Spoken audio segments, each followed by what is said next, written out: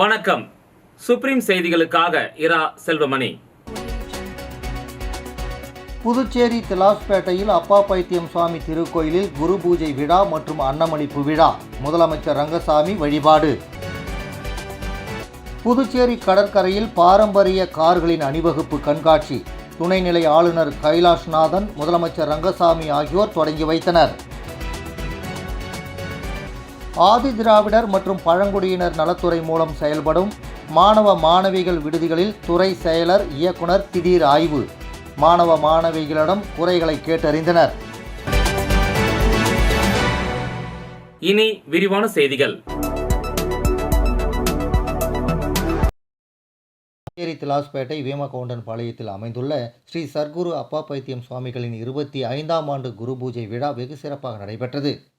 புதுச்சேரி திலாஸ்பேட்டை வீமகவுண்டன் பாளையத்தில் அமைந்துள்ள ஸ்ரீ சர்க்குரு அப்பா பைத்தியம் சுவாமிகளின் 25ஆம் ஆண்டு குரு பூஜை விழா வெகு சிறப்பாக நடைபெற்றது. இதில் முதலமைச்சர் ரங்கசாமி சிறப்பு விருந்தினராக கலந்து கொண்டு சாமி தரிசனம் செய்தார். விழாவையொட்டி சித்தருக்கு சிறப்பு அபிஷேகமும் அதனைத் தொடர்ந்து கோயிலில் அன்னதானமும் நடைபெற்றது. இதில் ஏராளமான பக்தர்கள் பூஜையில் கலந்து கொண்டு வழிபட்டனர்.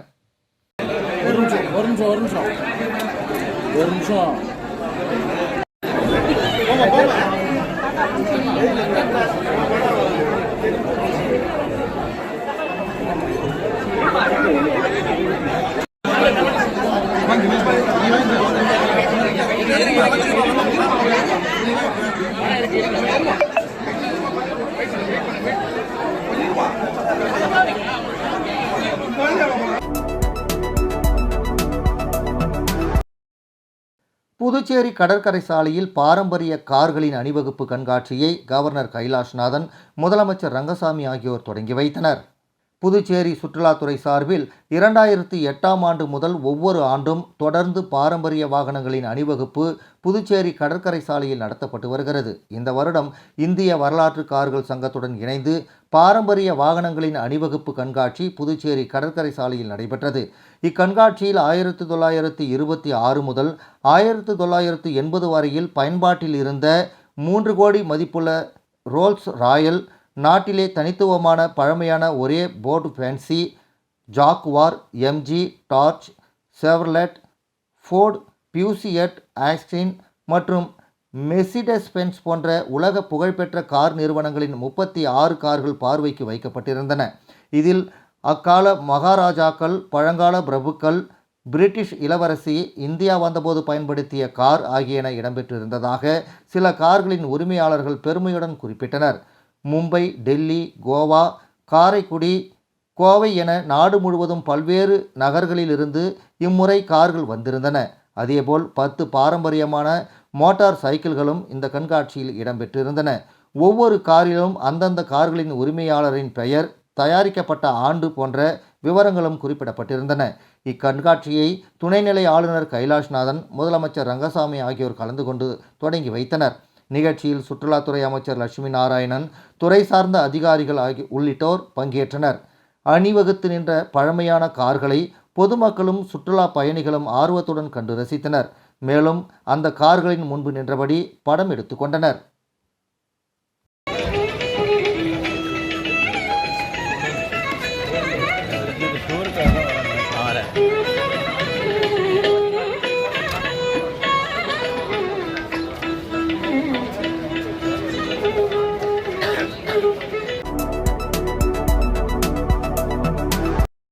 ஆதி திராவிடர் மற்றும் பழங்குடியினர் நலத்துறை மூலம் செயல்படும் மாணவ மாணவியர் விடுதிகளில் துறை செயலர் முத்தம்மா, இயக்குனர் இளங்கோவன் ஆகியோர் திடீர் ஆய்வு மேற்கொண்டனர். புதுச்சேரி ஆதி திராவிடர் மற்றும் பழங்குடியினர் நலத்துறை மூலம் புதுச்சேரியில் உள்ள பல்வேறு பகுதிகளில் 14 மாணவர் மாணவியர் விடுதிகள் செயல்பட்டு வருகின்றன.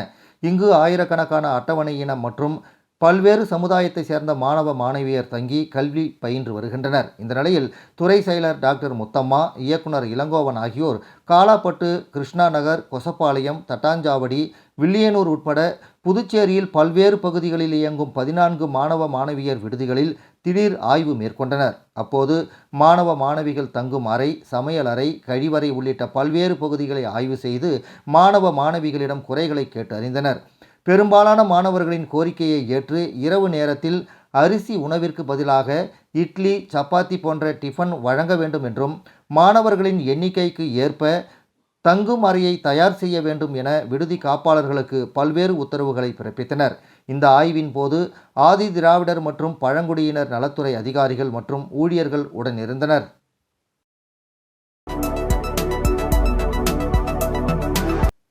தமிழக புதுச்சேரி மீனவர்களின் படுகொலைக்கு காரணமான இலங்கை ஆட்சியாளர்கள் மீது பன்னாட்டு குற்றவியல் நீதிமன்றத்தில் வழக்கு தொடுக்க வலியுறுத்தி தமிழ் மீனவர் விடுதலை வேங்கைகளின் கண்டன ஆர்ப்பாட்டம் நடைபெற்றது. தமிழக புதுச்சேரி மீனவர்களின் படுகொலைக்கு காரணமான இலங்கை ஆட்சியாளர்கள் மீது பன்னாட்டு குற்றவியல் நீதிமன்றத்தில் வழக்கு தொடுக்க வலியுறுத்தி தமிழ் மீனவர் விடுதலை வேங்கைகளின் கண்டன ஆர்ப்பாட்டம் புதுச்சேரி சுதேசி மில் அருகில் மங்கையர் செல்வன் தலைமையில் நடைபெற்றது. இந்த ஆர்ப்பாட்டத்தில் காரைக்கால் தமிழக மீனவர்கள் மீது தொடர்ந்து அத்துமீறி கொடுந்தாக்குதல் நடத்தி வரும் இலங்கை அரசு உடனான அரசியல் உறவுகளை உடனே முறித்து கொள்ள வேண்டும் என்றும், இதுவரையில் ஆயிரக்கணக்கான இந்திய மீனவர்களை அத்துமீறி படுகொலை செய்துள்ள இலங்கை ஆட்சியாளர்கள் மீது பன்னாட்டு குற்றவியல் நீதிமன்றத்தில் வழக்கு தொடுக்க வேண்டும் உள்ளிட்ட கோரிக்கைகளை முன்வைத்து முழக்கமிட்டனர். இந்த கண்டன ஆர்ப்பாட்டத்தில் அனைத்து மீனவ கிராம தலைவர்கள், பஞ்சாயத்தார்கள் திரளாக கலந்து கொண்டனர்.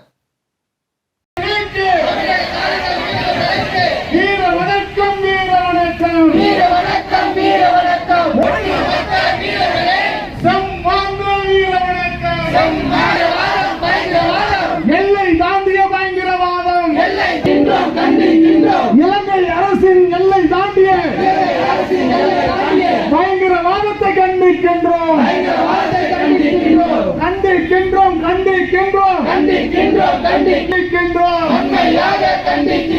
இந்திய அரசே நடவடிக்கை எடு. கண்டிக்கின்றோம். புதுச்சேரி ஸ்டார் ஃபவுண்டேஷனின் அங்கமான zero waste Pondicherry star international பள்ளி மாணவர்களுடன் இணைந்து கடற்கரை பகுதியை சுத்தப்படுத்துதல் பணியை மேற்கொண்டனர். புதுச்சேரி ஸ்டார் ஃபவுண்டேஷன்களின் அங்கமான zero wastage Pondicherry star international பள்ளி மாணவர்களுடன் இணைந்து கடற்கரை பகுதியை சுத்தப்படுத்துதல் பணியை மேற்கொண்டனர். இதில் புதுச்சேரி நகராட்சி கமிஷனர் திரு கந்தசாமி பங்கேற்று மாணவர்களுக்கு கடற்கரை துப்புரவின் அவசியத்தை வலியுறுத்தினார். கடற்கரையில் இருந்து எடுக்கப்பட்ட குப்பைகள் மறுசுழற்சி செய்யப்பட்டு கடற்கரையை அலங்கரிப்பதற்காக அழகு பொருட்களாக மாற்ற வழிவகை செய்யப்பட திட்டமிடப்பட்டது. இந்த நிகழ்ச்சியில் கல்லூரி NSS ஒருங்கிணைப்பாளர் திரு சுரேஷ் மற்றும் இதயா கல்லூரி ஆசிரியை திருமதி கண்ணகி, NSS மாணவர்களும் பங்கேற்றனர். நிகழ்ச்சி ஏற்பாடுகளை ஜீரோ வேஸ்ட் பாண்டிச்சேரியின் நிறுவனர் திரு ரவிச்சந்திரன் மற்றும் குழுவினர் செய்திருந்தனர்.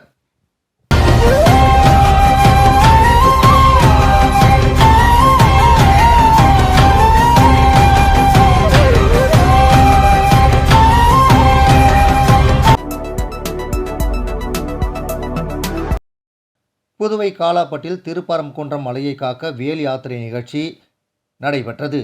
புதுச்சேரி காலாப்பட்டில் திருப்பரங்குன்றம் மலையை காக்க வேல் யாத்திரை நிகழ்ச்சி புதுச்சேரி மாநிலம் காலாப்பட்டு முதல் படைவீடான திருப்பரங்குன்றம் சிக்கந்தர் மலை என்று வம்பிழுக்கும் முஸ்லிம்கள் போக்கை கண்டித்து திருப்பரங்குன்றம் குமரனுக்கு சொந்தம் என வேல் யாத்திரை புதுச்சேரி மாநிலம் பிள்ளைச்சாவடியிலிருந்து சின்ன காலாப்பட்டு வழியாக இந்த வேல் யாத்திரை காலாப்பட்டு பாலமுருகன் ஆலயத்தை சென்றடைந்தது. இந்த நிகழ்ச்சியை காலாப்பட்டு கிராம பஞ்சாயத்தார்கள் மற்றும் அனைத்து கிராம முருக பக்தர்கள் கலந்து கொண்டனர். நிகழ்ச்சியின் இறுதியாக பாலமுருகனுக்கு அபிஷேகங்கள் செய்து அனைவருக்கும் பிரசாதங்கள் வழங்கப்பட்டன. நாங்கள் யாருக்கும் எதிரானவர்கள் அல்ல, ஆனால் எங்களுடைய அப்பனுடைய கட்டளை நிறைவேற்ற நாங்கள் கண்டிப்பாக திருப்பரங்குன்றத்தில் 6 படை வீடுகளில் முதல் படை வீடான திருப்பரங்குன்றத்தை மலையை சிக்கந்தர் மலை என அறிவித்து அபகரிக்கும் முயற்சியை முறியடித்து திருப்பரங்குன்ற மலையை காக்க காலாப்பட்டு பாலமுருகன் ஆலயத்தினுடைய நிர்வாகிகள் மற்றும் பொதுமக்கள் ஊர்வலமாக வந்து தங்களுடைய எதிர்ப்பை பதிவு செய்திருக்கின்றார்கள். பிள்ளைச்சாவடியில் இருந்து காலாப்பட்டு வரை அதன் தொடர்ச்சியாக வேல் யாத்திரை நடைபெற்று காலாப்பட்டு முருகன் ஆலயத்தை வந்து சென்றடைந்து பூஜைகள் நடந்து விளம்பர இடைவேளைக்கு பிறகு செய்திகள் தொடரும். தேங்க்யூ. பாருப்பா, பத்மா கை நிறைய புதுசா வளையல் போட்டிருக்கா. அத நீங்க எப்ப பாத்தீங்க? கோயிலுக்கு போனப்ப பார்த்தேன். அப்போ கோவிலுக்கு போனது சாமிய கும்பிட இல்ல. ஏன்பா, ஏன் முன்னாடி வந்து நின்னு சாமி கும்பிட்டா நான் பார்க்க மாட்டேனா? எனக்கும் வேணும். புது வளையல். இப்ப தங்கத்தோட விலை என்னன்னு தெரியுமா? பாரு, ஜோஸ் ஆலுகாஸ்ல இப்போ ஒரு புது ஆஃபர் இருக்கு. தங்க நகைகளின் சேதாரத்தில் பிளாட் 50% தள்ளுபடி. புரிஞ்சுதா? குட். அப்படின்னா ஜோஸ் அலுகாஸ் போலாமா? செய்திகள் தொடர்கின்றன. புதுவை ஊசுடு தொகுதிக்கு உட்பட்ட ராமநாதபுரம் கிராமத்தில் ரூபாய் 1,31,00,000 மதிப்பீட்டிலான யூ வடிவ கழிவுநீர் வாய்க்கால் அமைப்பதற்கான பூமி பூஜையினை அமைச்சர் சாய் ஜே சரவணகுமார் தொடங்கி வைத்தார். ஊசுடு சட்டமன்ற தொகுதிக்கு உட்பட்ட ராமநாதபுரம் கிராமத்தில் உள்ள ஜிப்மர் நல மையம் சாலையில் யூ வடிவ கழிவுநீர் வாய்க்கால் அமைப்பதற்கு தொகுதியின் சட்டமன்ற உறுப்பினரும் ஆதி திராவிட நலத்துறை அமைச்சருமான சாய் ஜே சரவணகுமார் முயற்சியில் பொதுப்பணித்துறை மூலம் ரூபாய் 1,31,00,000 மதிப்பீட்டில் அரசாணை பெற்று அந்த பணிக்கான பூமி பூஜை நிகழ்ச்சி இன்று நடைபெற்றது. இந்த நிகழ்ச்சியில் ஆதி திராவிட நலத்துறை அமைச்சரும் தொகுதியின் சட்டமன்ற உறுப்பினருமான அமைச்சர் சரவணகுமார் கலந்து கொண்டு விழாவிற்கு தலைமை தாங்கி பூமி பூஜை செய்து பணியினை தொடங்கி வைத்தார். இந்த நிகழ்ச்சியில் கட்டிடம் மற்றும் சாலை வடக்கு கோட்ட செயற்பொறியாளர் திரு சுந்தரராஜு, உதவி பொறியாளர் சீனிவாசன், இளநிலை பொறியாளர் தமிழரசன் மற்றும் பகுதி பாஜக நிர்வாகிகள் உட்பட பலர் உடனிருந்தனர்.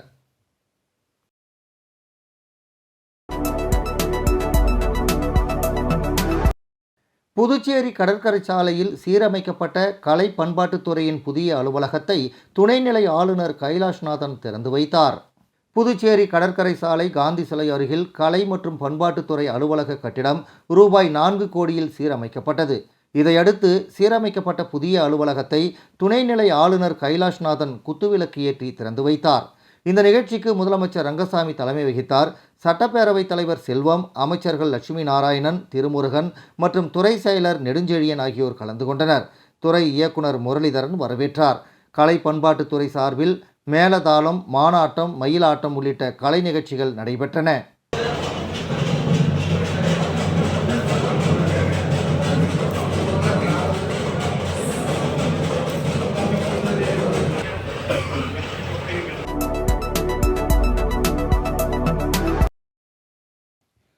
காங்கிரஸ் கட்சியின் புதுச்சேரி பாராளுமன்ற மக்களவை உறுப்பினர் திரு வைத்திலிங்கம் நடைபெற்று வரும் பாராளுமன்ற கூட்டத்தொடரில் சமீப காலமாக மருத்துவ காப்பீடு பிரீமியம் தொகை மிகவும் அதிகரித்து வருவதை IRDAI என சொல்லப்படும் மத்திய காப்பீட்டு ஒழுங்குமுறை ஆணையம் கவனித்து வருகிறதா என்று கேள்வி எழுப்பியுள்ளார்.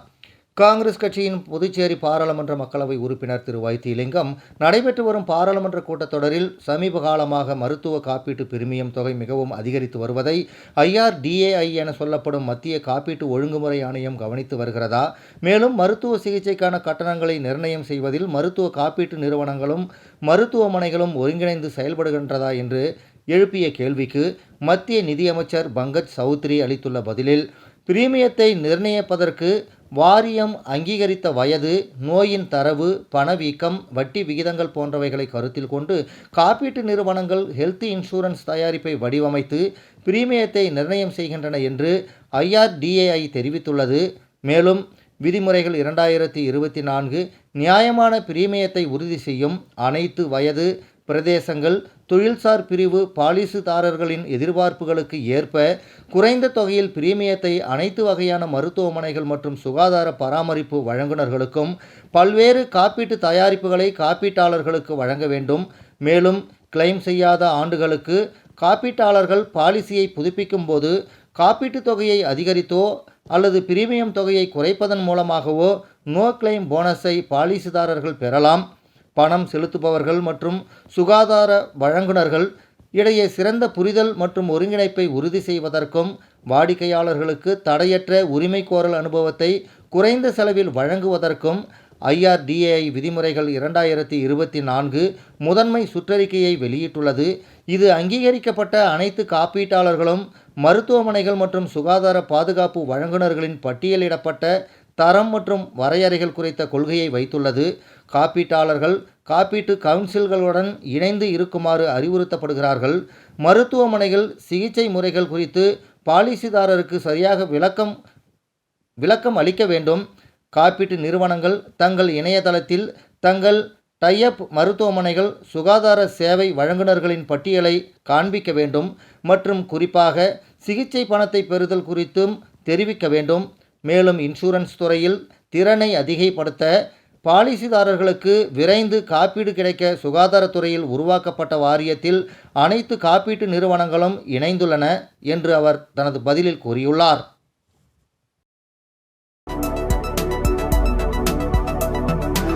ஊசுடு சட்டமன்ற தொகுதிக்கு உட்பட்ட ரேஷன் கடைகளில் இலவச அரிசியை ஆதிதிராவிடர் நலத்துறை அமைச்சர் சாய் ஜே சரவணகுமார் பொதுமக்களுக்கு வழங்கினார்.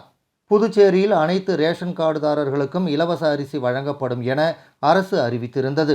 அதனைத் தொடர்ந்து புதுச்சேரியில் உள்ள ரேஷன் கடைகளில் இலவச அரிசி வழங்கப்பட்டு வருகிறது. அதன்படி ஊசுடு சட்டமன்ற தொகுதிக்கு உட்பட்ட ரேஷன் கடையில் இலவச அரிசியை ஆதிதிராவிடர் நலத்துறை அமைச்சரும் தொகுதியின் சட்டமன்ற உறுப்பினருமான சாய் ஜே சரவணகுமார் கலந்து கொண்டு விழாவிற்கு தலைமை தாங்கி அரசூர், பொறையூர், சேந்தநத்தம், அகரம், கூடப்பாக்கம், பிள்ளையார்குப்பம், ராமநாதபுரம், தொண்டமாநத்தம், கரசூர், சேதராப்பட்டு ஆகிய பகுதிகளில் உள்ள ரேஷன் கடைகள் மூலம் பொதுமக்களுக்கு ரேஷன் அரிசி வழங்கி தொடங்கி வைத்தார்.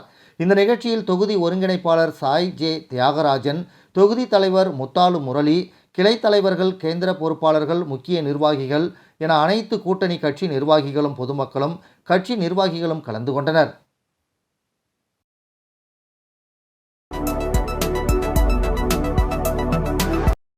புதுச்சேரி திருபுவனை தொகுதியின் சட்டமன்ற உறுப்பினர் அங்காளன் பிறந்தநாள் விழாவில் சட்டமன்ற உறுப்பினர்கள் ஜான்குமார், சிவசங்கர், ரிச்சர்ட் ஆகியோர் நேரில் சென்று வாழ்த்து தெரிவித்தனர்.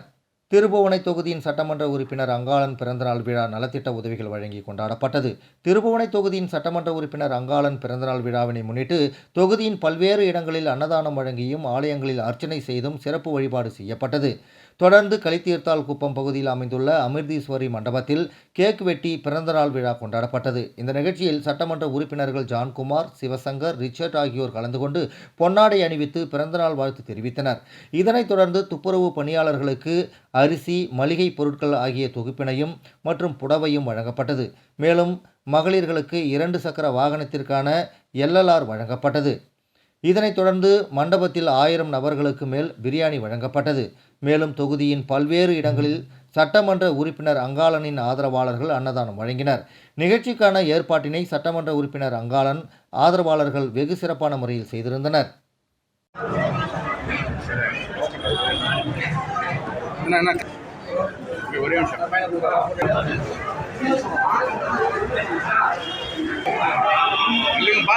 இந்த பக்கம் பாருங்க.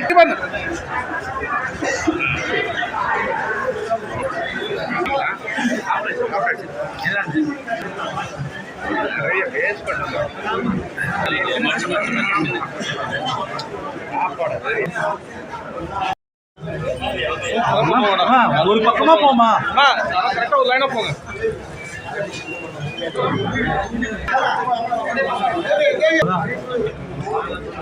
ஓகே, எது மட்டும் ஓரளவுக்கு இதாகிறேன். போன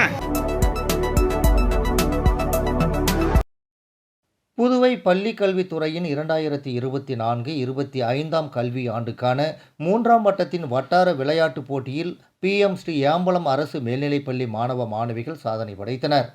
புதுவை பள்ளிக் கல்வித்துறையின் 2024-25 கல்வி ஆண்டுக்கான 3ஆம் வட்டத்தின் வட்டார விளையாட்டுப் போட்டியில் ஹாக்கி, கூடைப்பந்து, வாலிபால், கோகோ, கையடிப்பந்து, பூப்பந்து, இறகுப்பந்து, கேரம், யோகா மற்றும் தடகளம் உட்பட பல்வேறு போட்டிகளில் கலந்து கொண்டு 181 முதல் பரிசு உட்பட 360 பரிசுகளுக்கு மேல் பெற்று PM ஸ்ரீ ஏம்பலம் அரசு மேல்நிலைப்பள்ளி சாதனை படைத்தது. மேலும் மாநில அளவிலான போட்டிகளிலும் இப்பள்ளி மாணவிகள் கலந்து கொண்டு சாதனை படைத்தனர். குறிப்பாக அகில இந்திய அளவில் நடைபெறும் பள்ளிகளுக்கு இடையிலான தேசிய போட்டியில் அதிகபட்சமாக இப்பள்ளியின் 19 மாணவ மாணவியர்கள் புதுவை பள்ளி அணியின் சார்பாக கலந்து கொண்டு சாதனை படைத்தனர். வட்டார விளையாட்டுப் போட்டி, மாநில அளவிலான விளையாட்டுப் போட்டி, தேசிய பள்ளிகளுக்கு இடையிலான விளையாட்டுப் போட்டி, தேசிய போட்டி மற்றும் பள்ளியின் வருடாந்திர விளையாட்டுப் போட்டியில் கலந்து கொண்டு வெற்றி பெற்ற மாணவ மாணவியர்களுக்கு பரிசு வழங்கி பாராட்டினர்.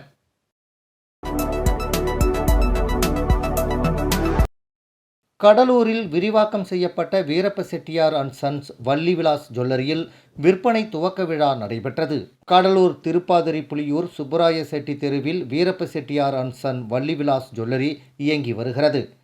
பாரம்பரியமிக்க இந்த ஜுவல்லரி AC வசதியுடன் விரிவாக்கம் செய்யப்பட்டு விற்பனை துவக்க விழா நடைபெற்றது.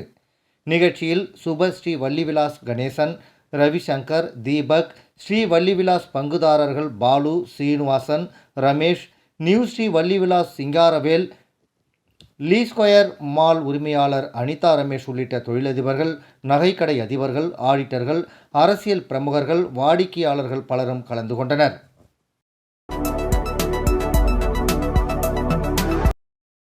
தமிழ்நாடு மற்றும் புதுச்சேரி மாநில அளவிலான கராத்தே போட்டியில் அரியாங்குப்பம் இமாக்குலேட் பள்ளி மாணவர்கள் அதிக அளவில் பரிசுகளை கைப்பற்றி சாதனை படைத்துள்ளனர். புதுவை தனியார் பள்ளியில் கடந்த 2ஆம் தேதி நடைபெற்ற தமிழ்நாடு மற்றும் புதுச்சேரி மாநில அளவிலான கராத்தே போட்டியில் அரியாங்குப்பம் இமாக்குலேட் பள்ளியின் மாணவர்கள் சிறப்பாக பங்கேற்று பரிசுகளை கைப்பற்றி பெருமை சேர்த்துள்ளனர். இதில் பள்ளியின் மாணவ மாணவிகள் 11 பேர் முதல் பரிசையும், 12 பேர் 2ஆம் பரிசையும், 18 பேர் 3ஆம் பரிசையும் பெற்று சாதனை படைத்தனர். இந்த சாதனையை பள்ளியின் முதல்வரிடம் மாணவர்கள் இன்று சமர்ப்பித்தனர். முதல்வர் அவர்களை பாராட்டி எதிர்காலத்திலும் மேலும் உயர்ந்த வெற்றிகளை பெற வாழ்த்தினார். பள்ளியின் ஆசிரியர்கள் மற்றும் மாணவர்களின் வெற்றியை பாராட்டி அவர்களுக்கு ஊக்கம் அளித்தனர்.